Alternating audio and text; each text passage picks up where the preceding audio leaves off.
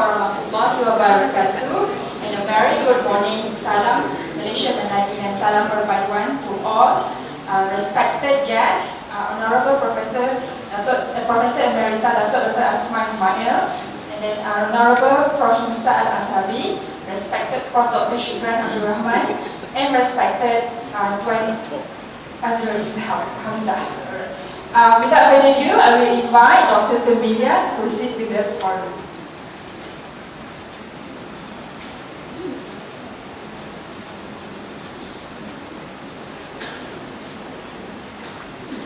Salam and a very warm welcome and good morning to everyone here. Are you all feeling okay after yesterday's session? A lot of interesting sharing and a lot of interesting feedback that we received. So it is a great pleasure for me to welcome everyone, as welcomed by Dr. Maisara just now. So our wonderful panelists here, Professor Emerita Dr. Asma, and Prof Dr. Mushtak Al-Atabi, and also our respected Teacher Azrul, and also Prof Dr. Shukran. We are so excited to have everyone here. And we are delighted to welcome you today to a very insightful panel discussion. So we hope to make this a very nice interactive session, as we like to call it santai. Okay, so we will be sharing and having a very nice panel discussion with both of these wonderful honorable doctors and professors. It's just that after that we will have a Q&A session. That is when you can have some burning questions to help us, to ask us, alright? So I am Pamilia, your moderator for today. I am from the Department of Psychology, as you know yesterday, and I'm also from the Kuliah of Ahas KRKHS.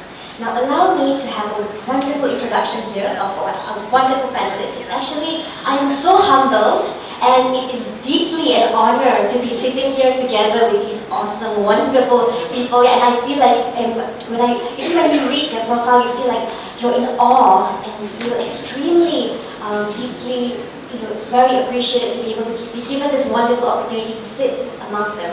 Okay, so let me introduce you to our wonderful Professor Emerita, Datuk Dr. Asma Ismail.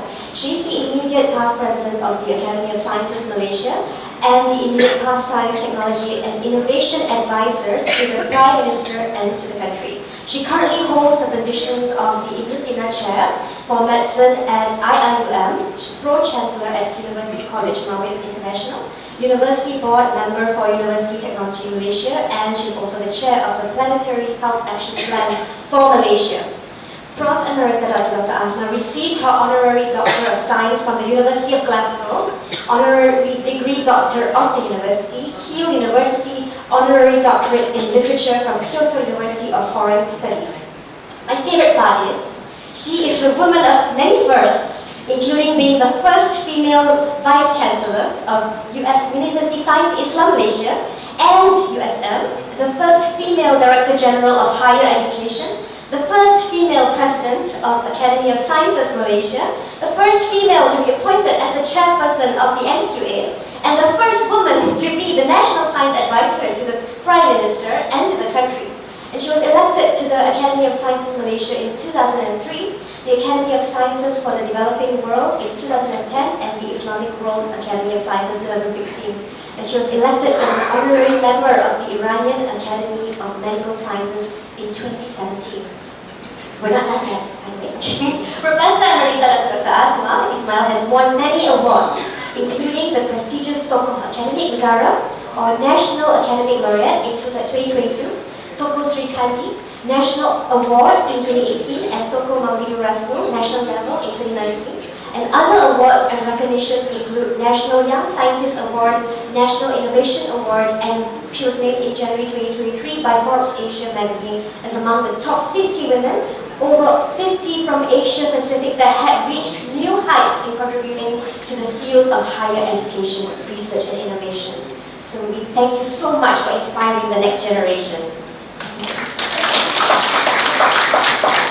And we have another wonderful esteemed panelist who is very wonderful in his field, and he also does not need an introduction, but we will still have the liberty of introducing him. Our wonderful Professor Mushtak Al-Atabi, who is currently the Provost and CEO at Heriot-Watt University, Malaysia. He is a fellow of the Institution of Mechanical Engineers and a member of the Executive Committee of the Global Engineering Dean's Council. He is also a member of the Executive Board of Vice Chancellor's Council for Private Universities Malaysia and a director at the British Malaysia Chamber of Commerce. He obtained his PhD from the University of Sheffield, UK, in mechanical engineering. His PhD thesis was Cystic Dust to Static Mixer, a serendipitous journey. I think it's so interesting, you should read his PhD doctorate as well. In 2009, Prof. Dr. Al-Atabi was appointed as the Dean of Taylor's School of Engineering when they launched their homegrown program. And during this period of time, he was granted associate professorship at the school. He is an honorary chair at the School of Mechanical Engineering of the University of Birmingham, UK, and the editor-in-chief of the Journal of Engineering, Science and Technology. His research interests include thermofluids, renewable energy, biomechanical engineering, engineering education, positive education, and academic leadership. Extremely interesting and wonderful to hear that. He has published 3 books. I think these are one of my favorites to actually see and makes you want to read it immediately. Think Like an Engineer, Shoot the Boss. Okay, I like that one. Just kidding. Driving Performance, and has numerous research publications, awards, and honors. He delivered 2 TEDx talks. If you watch it, it's super interesting. You watched it the other day. Engineering the Language of Success, and Storytelling and Engineering a Lasting Change. Professor Al-Atabi is an innovative educator who believes that the main goal of education is to mobilize individuals' purpose into positive impact on the world. He pioneered purpose-led education, conceived, design, implement, operate methodology, and delivered the first massive open online course in Malaysia. Professor Al-Atabi is highly sought after keynote speaker and trainer. He trains executives from multinational corporations, including banks, energy companies, as well as universities. His impact statement is, "I am a storyteller." So we're looking forward to hearing more from Prof. Mushtak on empowering stories. So look at how blessed we are and privileged to have them with us today. Let us now just another round of applause for just being in this presence. So the forum for today is the needs and importance of an assistance program, the synergy of institutional responsibility, well-being, and performance. I think we've been hearing these concepts for the past 2 days now, including today, and most of us were not even familiar with an assistance program before coming here today, or maybe you heard of it, but you didn't have the full embodiment of what it entails. That's why we're here today to hear from the experts as well more about this particular assistance program. Now, in the context of institutional responsibilities, we can see that it's very important to include this particular program in our institution. But let's hear from them why exactly. So perhaps I would like to direct this question first to Prof. Dr. Asma. Why do you think developing, Prof. Asma, and implementing an assistance program for academic staff is actually a very integral part of an institution's responsibilities? Bismillahirrahmanirrahim. Assalamualaikum warahmatullahi wabarakatuh. Salam Malaysia Madani. Thank you, Dr. Pam, for this interesting introduction to both of us. You're such a bubbly person, so that's good to start the morning, right? Why is the assistance program? I don't claim, to be an expert in assistance program, which really comes from the board. But I can share what happened in the administration of the university that entails, now that when I read out about it, actually it's about assistance program. It's just that we call it many names, right? We call it many names. Right? So basically, why is it necessary? I mean, this is absolutely necessary for the well-being of the staff, because whether you like it or not, the staff, some other academic or support staff, essentially is the asset of the university. You don't take care of the asset, then you don't have a proper organization. So the staff well-being to me is very, very important, because if they are happy, then productivity increase. If they are not happy, you also do not see productivity increase. And secondly, you can't retain the staff because they won't stay. So therefore, in any organization, to me, when I was Vice Chancellor of USM, I made sure part of the SKT of the D is to ensure happiness index must be there. So jarang-jarang dalam performance KPI, you talk about happiness index. But for me, it's very important because I can't move the organization with all these strategic plans if we don't have a happiness index. So semua dekan-dekan mesti pastikan that in their PTJ, happiness index is there. Okay, why else would we need, like I said, employee well-being? That to me is very important because it shows that institution cares. Right, you talk about the tema USM loves you or whatever, but if you don't show it, then it doesn't mean anything, right? So basically, it also, if you take care of the staff, it will also allow for retention of the staff the longer they are with you. You must remember that now the composition of the staff is changing. We now have more than 50% of the staff as Generation X, Generation Z, and the millennials.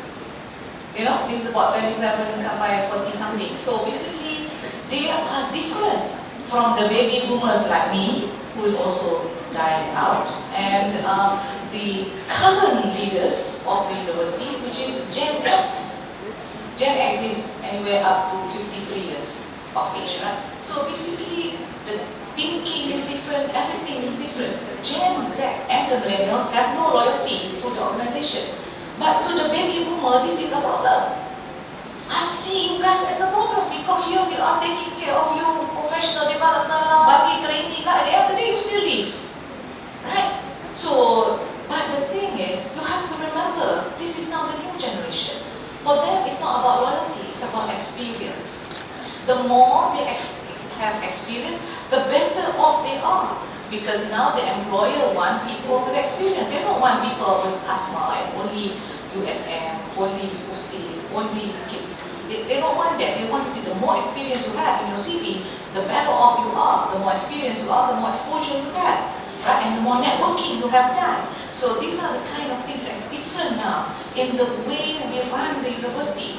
But if you don't know about who are the composition of your university, you still make policies that is determined by Gen X and the baby boomer, which is no longer suitable for the Gen Z and the millennials. So I hope that generation gap must be addressed. And this is where, dalam most of the professional development, the intergeneration gap was also not discussed. I think the only reason I knew about this is when Azrul asked me to give this talk in UMS about generation gap.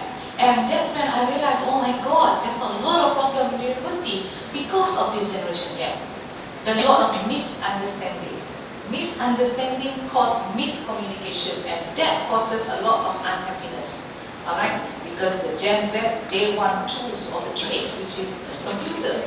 We are still in Intel 286, you know, some of the baby boomers are still processing, right? But for them, why is it you cannot solve this problem? It's so easy using the computer. It's so easy by computerization. It's so easy. But we never think about it. We are still isi borang dengan cara manual.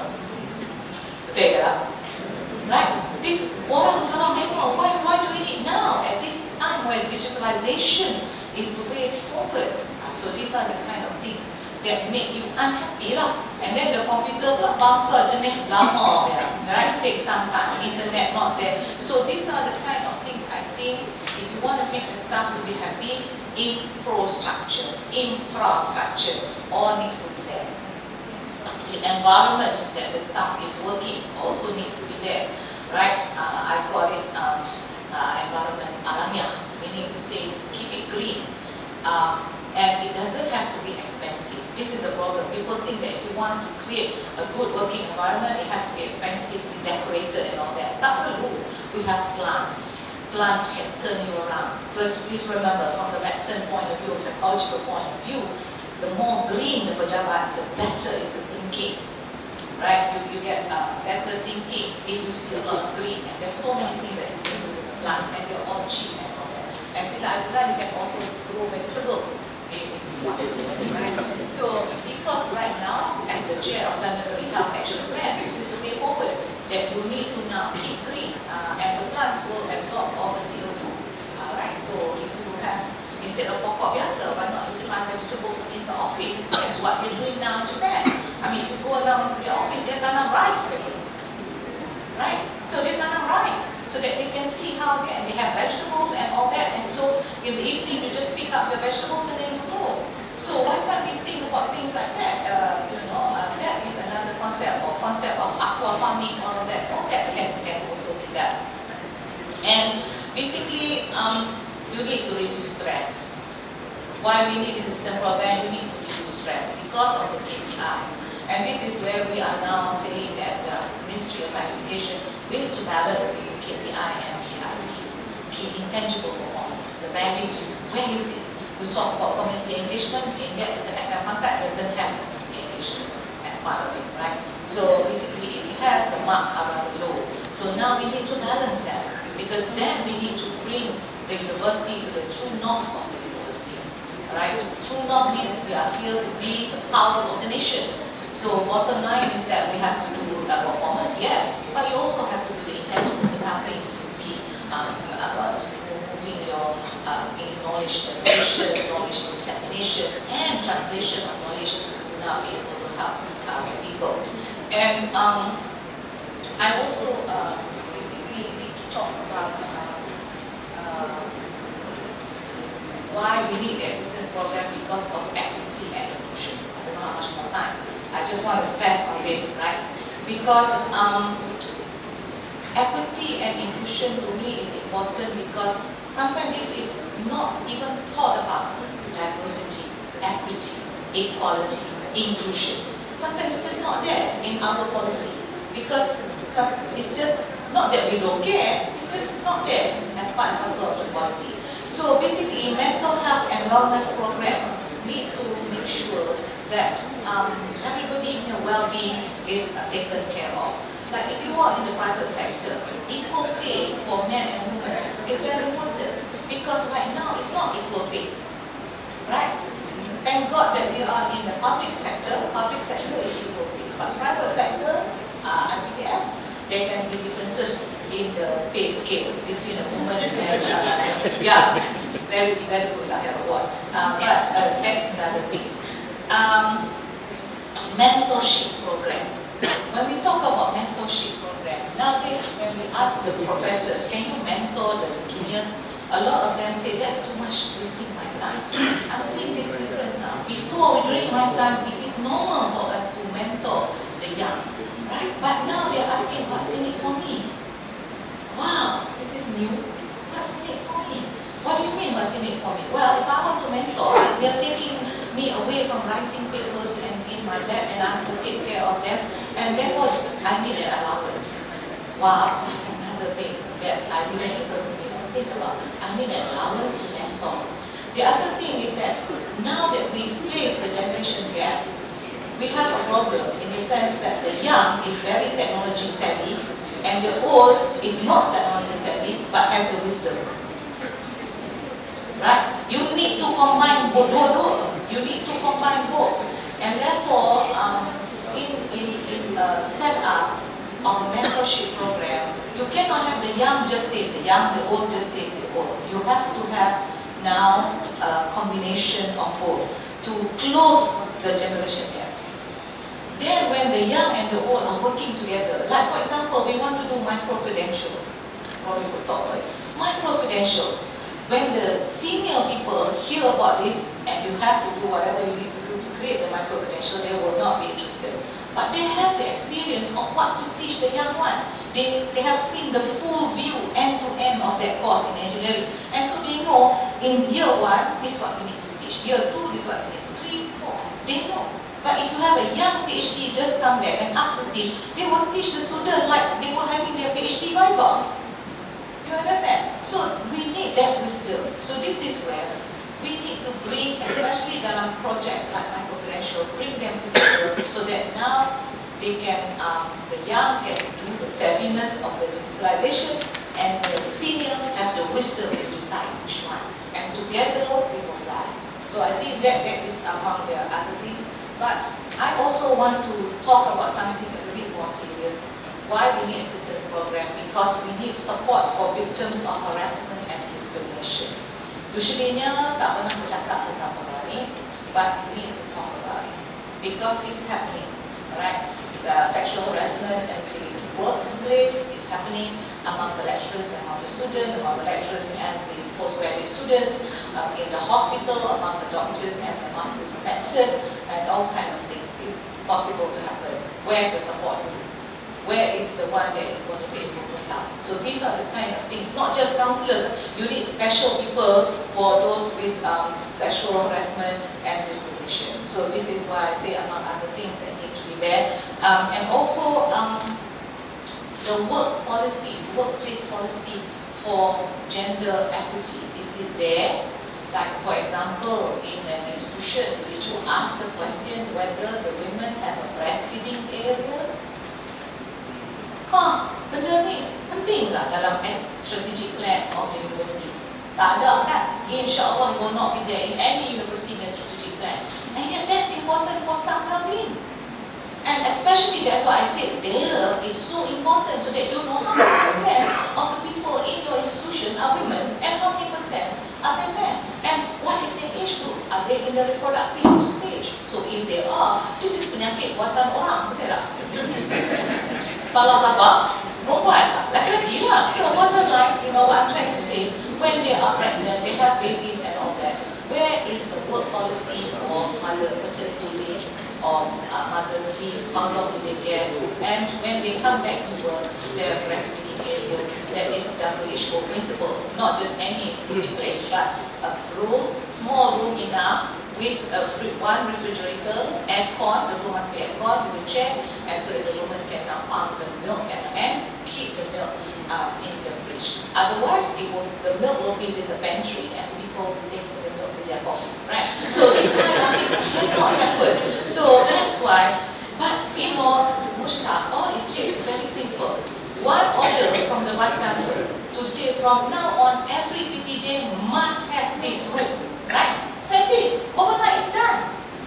Semua boleh pula tu dekan-dekan cari tempat tu, allow that. And of course when I was asking the lecturers, why didn't you ask this of me before?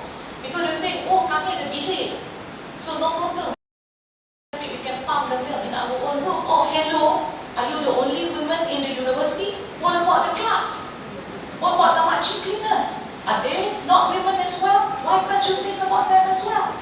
Why aren't you asking me, the Vice Chancellor, for a breastfeeding room that all women, doesn't matter, staff or cleaner or clerk, can now have access to? You see now, these are little things, but it matters a lot. It matters a lot. And the thing in my last point is regarding those people, OKU, right? OKU. Do you have a buddy system for the students?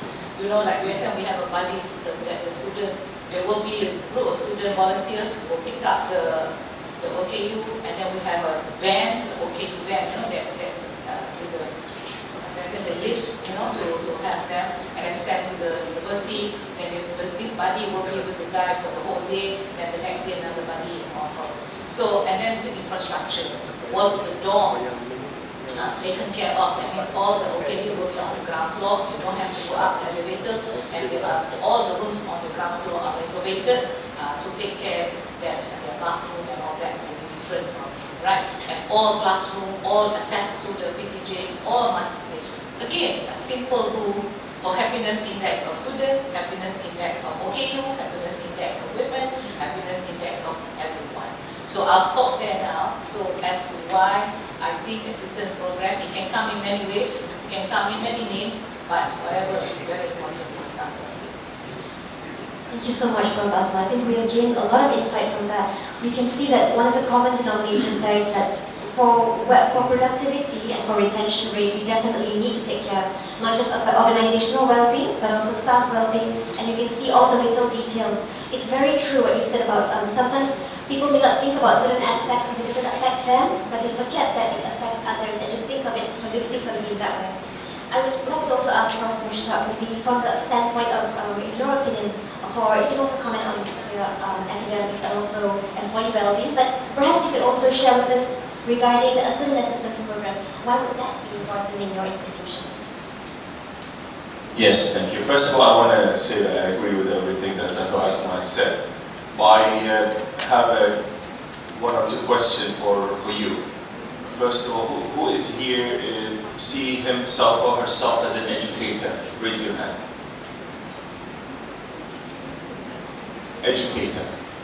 Okay. Who is here see themselves as a leader? Raise your hand. You think you are a leader?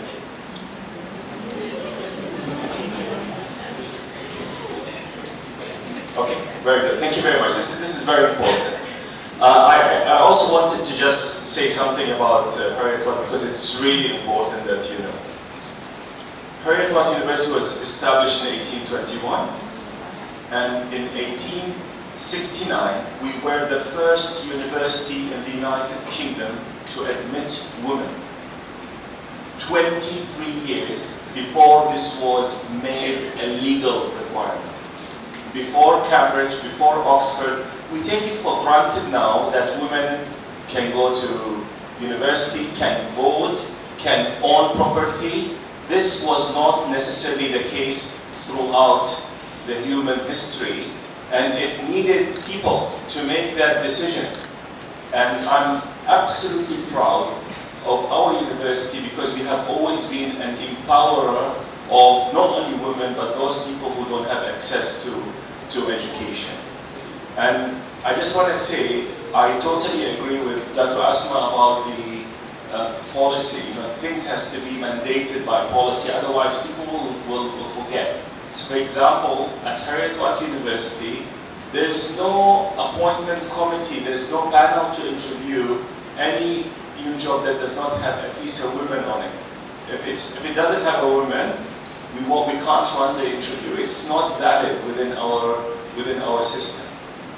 So it puts pressure on, for example, our professors because there are few women professors in a specific field, but for a professorial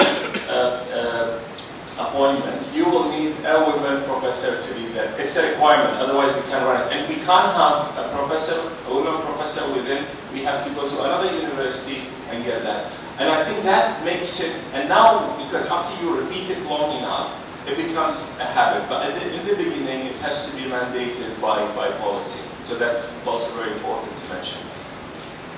It starts at top down, yes, and then it becomes a culture, it becomes a habit. People understand that HR, when they set a committee, they will know that they will need a woman. The chairman of that panel would know that, you know, if you don't have first an external, if it's because if we are appointing a professor, it will need an external person as well. If it doesn't have an external, doesn't have at least one woman, then we have to apologize and we have to do it some other time. So I think I totally agree with all of that. Now I just want to tell you that just like Dr. Asma, I honestly did not know what's an assistant program. So when they emailed me, they were chasing me and said, can you comment on our assistant program? So I said, look, this is your assistant program, I know nothing about it. How can I comment? But I think the more they start to explain it to me, I think I'm feeling that a bit conflicted. I think maybe the word assistance is not the right word. I think we are not doing this to assist women. This is not charity. For example, if I were to pick women or the Orang Kurang Upaya or whatever that we say, we assist or help them. We are not. You know, the kind of challenges that we are facing as a society, as a humanity, does not allow us to let any talent go wasted. So if you have 50% of the humanity are women, we need to help ourselves so that, assist ourselves so that they are able to bring their talent to bear.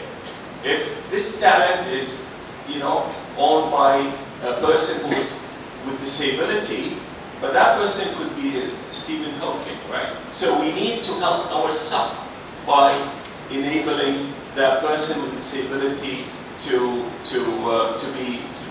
be with us and bring their talent to bear. I know you asked me to comment on students, but I really just wanted to say a few words here. The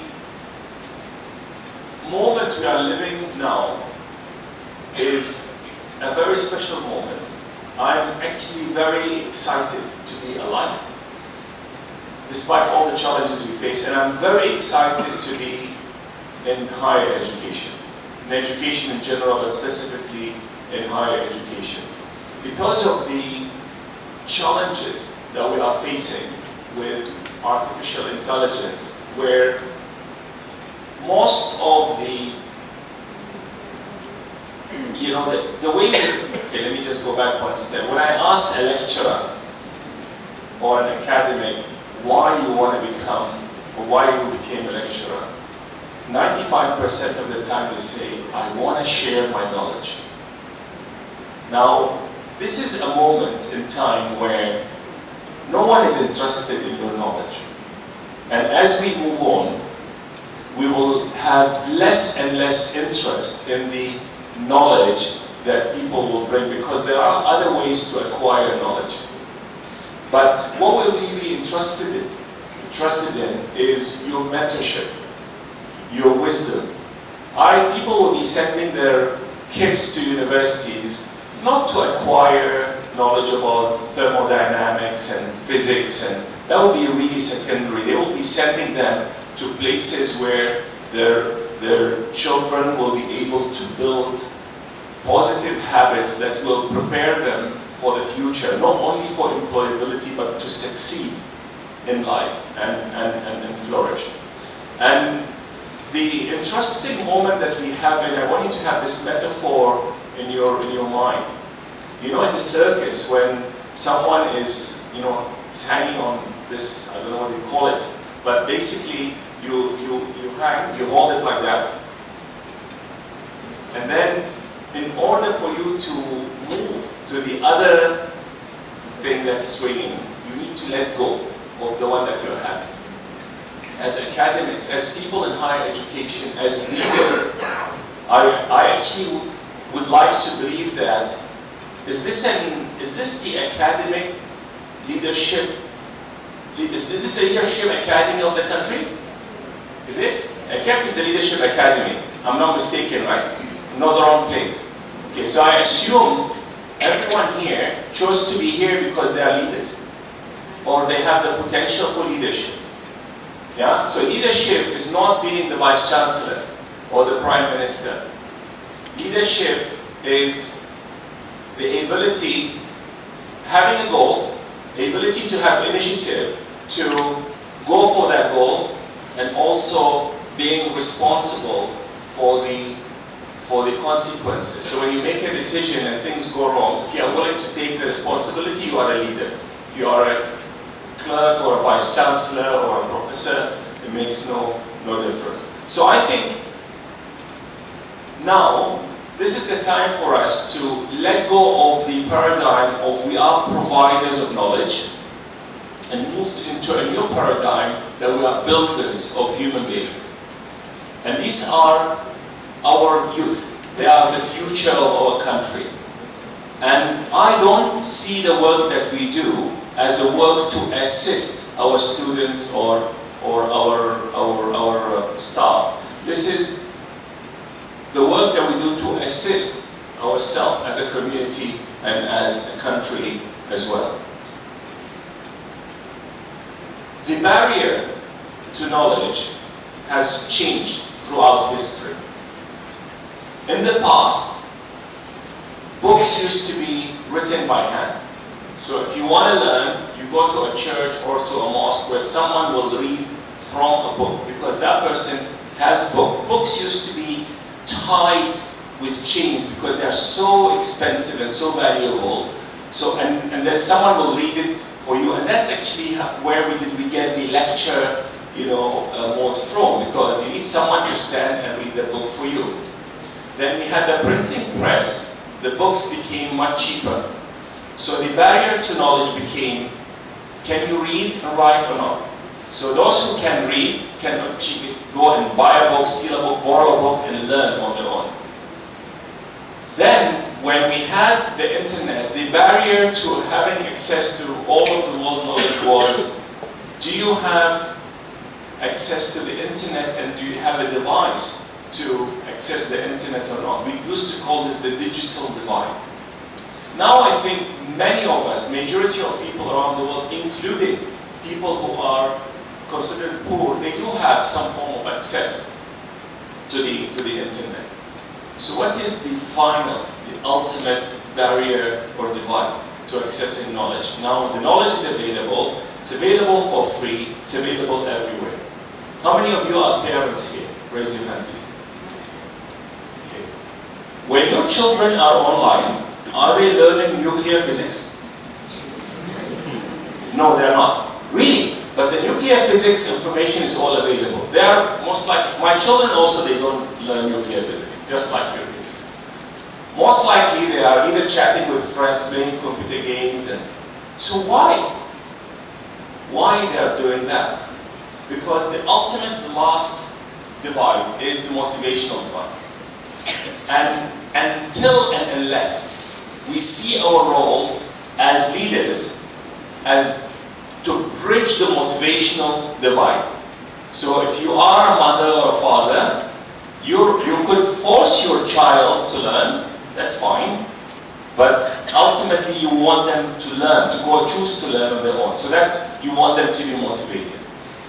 Now, if you are a vice chancellor or a head of department, you want people to want to come to work on time, you want them to do the report on time, you want them to do all of that work that you want them to do without you chasing them, forcing them, threatening them, and all of that.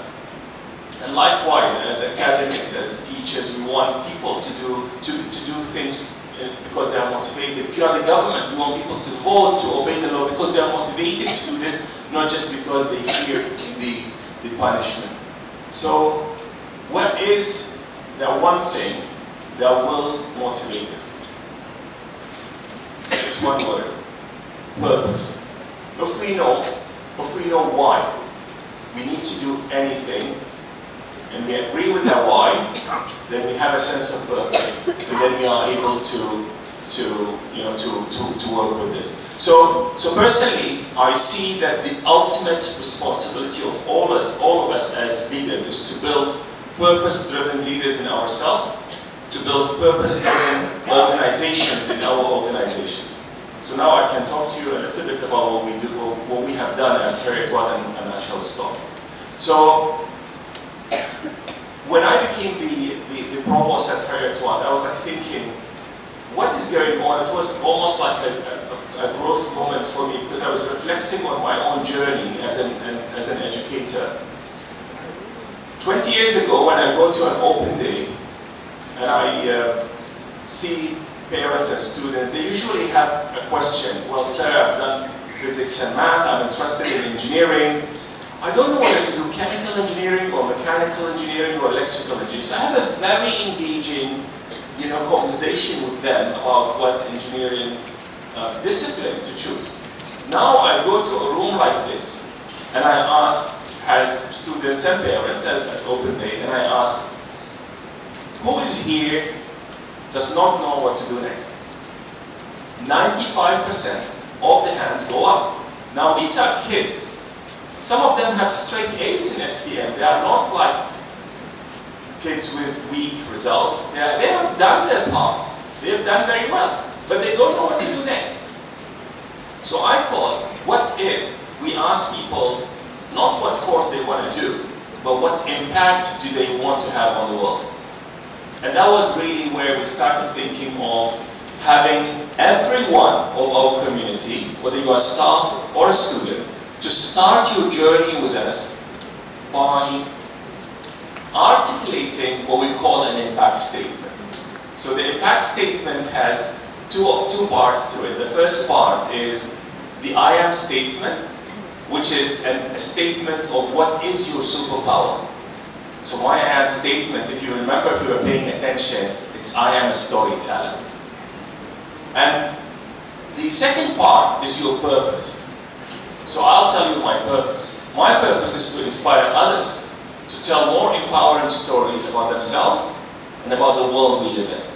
So every one of my colleagues and every one of my students have an impact statement. And I think this is, in a way, the way we are assisting ourselves, not assisting them, but assisting ourselves so that they find their full potential. I'll read you an impact statement of the students and I'll stop. We attract probably the best students in the country to our actuarial science program. The entry to it is straight A's.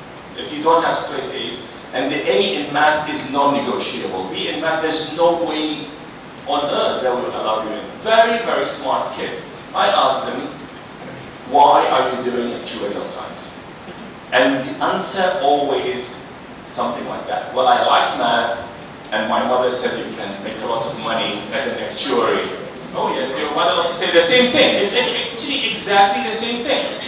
Now, let me read you a real impact statement of a student, 18-year-old, after he completed the impact statement program. It takes 4 weeks. They start, it's a lot of work. This is not you just sit and work it out on your own. You work under an impact coach in a group of 1 to 10. I myself coach 10 students as well. So things like this. I am a math lover.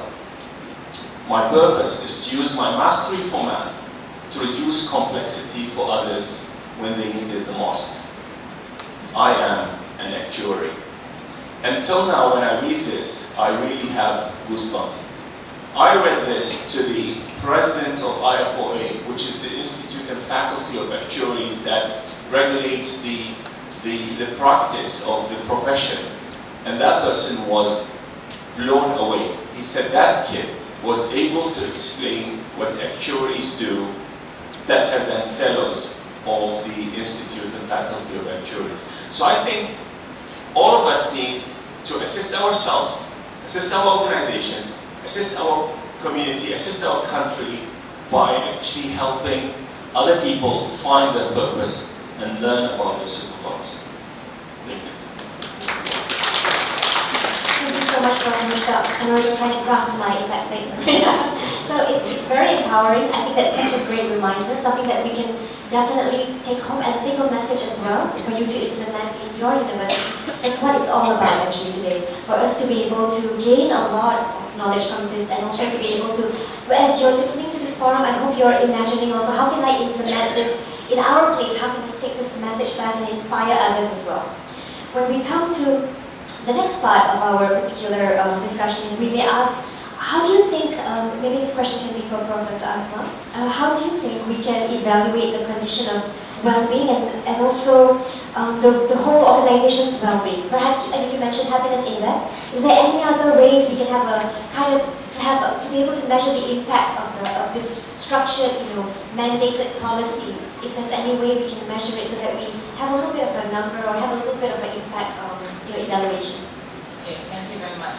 I like the way Professor Mushtak had put it, that at the end of the day, what drives us is purpose. But I want to add purpose with meaning.